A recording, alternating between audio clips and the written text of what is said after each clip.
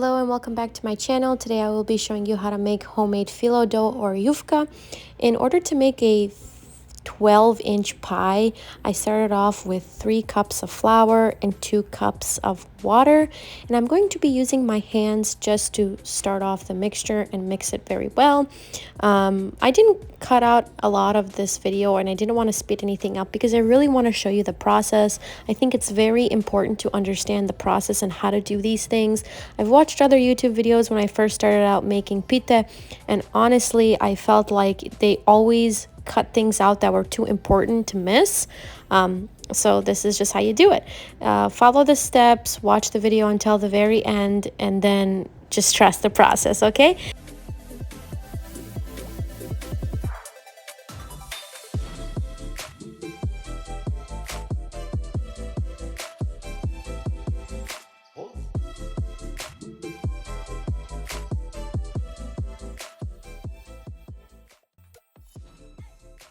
Next, I'm going to flour the surface where I'm going to knead the dough.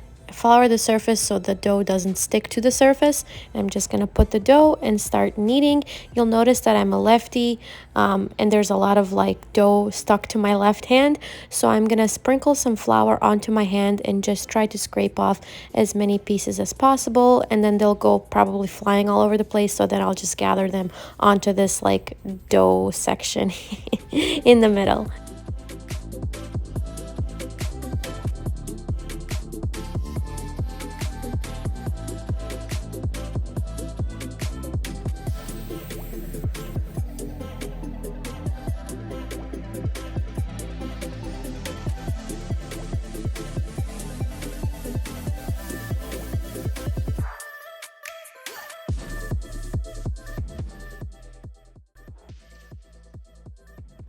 Okay, once everything is nice and together, I'm going to wash my hands to get those little scraps off, and then I'm going to actually start kneading.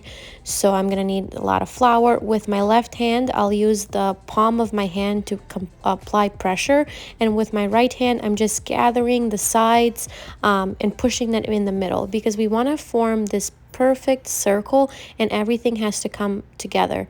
Also, the more you knead, the easier it will be to spread out the dough and make it very thin, and that's the key here. So the more you spend kneading, the less time you'll spend freaking out if your dough starts to fall apart or break apart.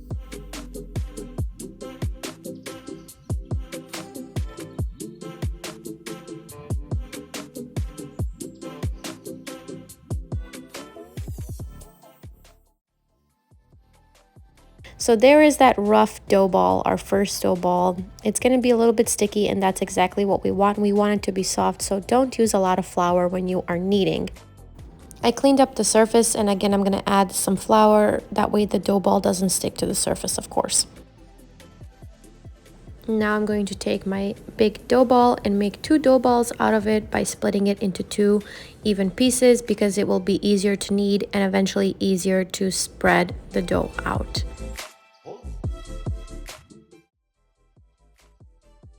I'm going to do the exact same thing here, sprinkle some flour, and I'm going to continue to knead. Once it forms into this perfect dough ball, I'm going to sprinkle some flour and put it to the side and repeat with the next ball.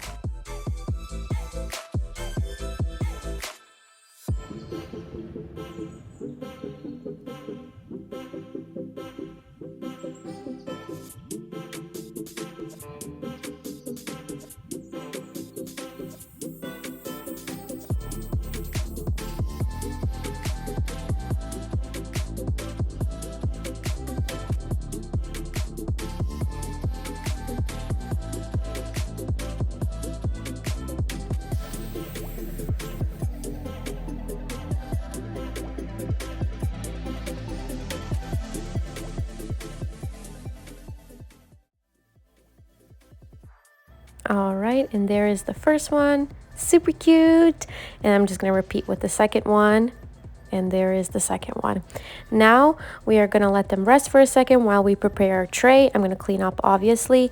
I grab a tray and I grab oil, and I'm just going to put a lot of oil on the tray, and I'm then going to put the dough balls onto the tray, and I'm going to massage the oil into the dough. This is a very important step. It also helps the dough become very stretchy and become very easy to spread out. The more oil you put and the more you massage the dough, the easier it will be. Trust me, I know it's a process, but trust me on this one when I tell you. Massage every nook and cranny of each of the dough balls, and I promise you, it will work out.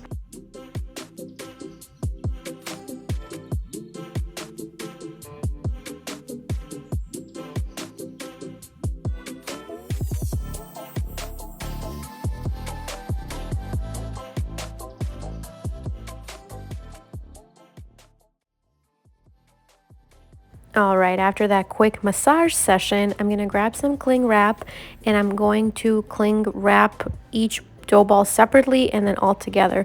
The reason why we are doing this is because we do not want any air to come in contact with our dough. If it does, it's going to dry out, it's going to become nasty, it's almost going to become like a pasta consistency, and we don't want dry dough.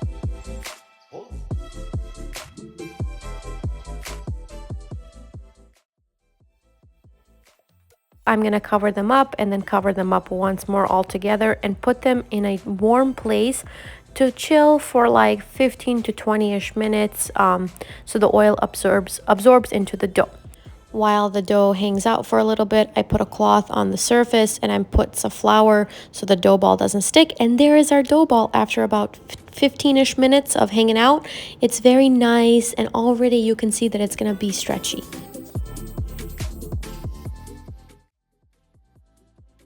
So I'm just going to make it into another perfectly round circle, and then I'm going to put it down, and then we're going to begin by rolling it out with a rolling pin, and of course put some flour so it doesn't stick.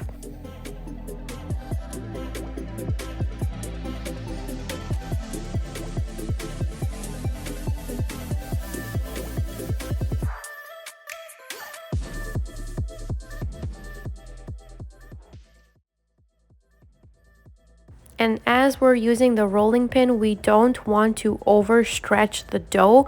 We just want to get it into a bigger circle because we're going to put oil and then let it sit again for another 10 minutes. This is just a different way to stretch out the dough. I'm not going to be using the rolling pin or an aklagya the entire time because this is a different method, and I just find it to be the most time efficient and easiest method. But if you're interested in learning other ways, go ahead on YouTube, and there are so many other ways to stretch out the dough.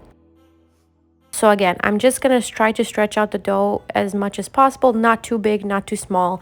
And then we're going to put oil into the on top of the dough and then let it sit for another 10 to 15 minutes.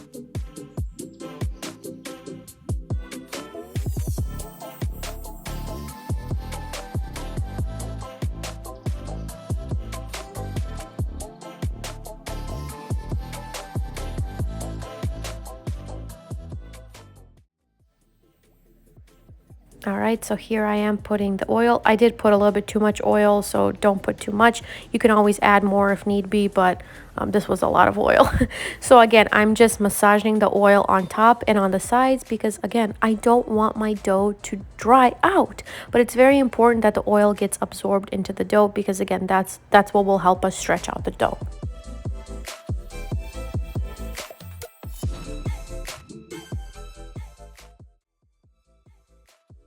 All right, and I let the dough sit for about 10 to 15 minutes, and I'm just gonna start stretching using my fingertips, not applying any pressure at all, but letting gravity do its thing. When I pick up the dough, the gravity will pull down, of course, and it will help it stretch. And I just stretch every single side. I don't really start with one side. I just keep going around and around until I'm able to stretch out each corner as much as possible without the dough breaking. But hey, even if the dough breaks, who cares? If it breaks a little bit, it'll get like rolled up anyway, so it doesn't really matter. So just keep on stretching and just be very gentle with it. That's the only advice I can give you.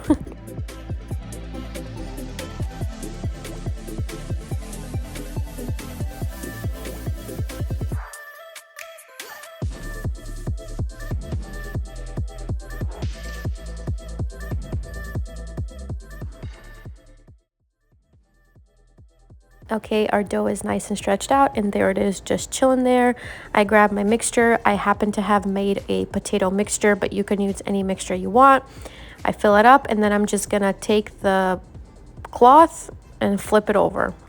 I'm gonna take the cloth again and roll it up as much as you want, as much as I like, who cares. Then I'm gonna roll it up some more and keep pushing the dough towards me. That way I'm stretching it, and I'm gonna help myself make the next layer, I guess.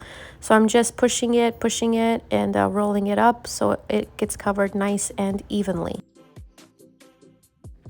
Because the dough is so thin, in order to separate it, I just take a really sharp knife. I don't apply any pressure because I don't want to cut off the cloth. And I'm going to be making the spiral version today, so that's literally what you do. You just keep going in a spiral. Super easy, and I'm just going to keep repeating that with filling the dough with the fill, rolling it up, and then placing it into the baking dish like so.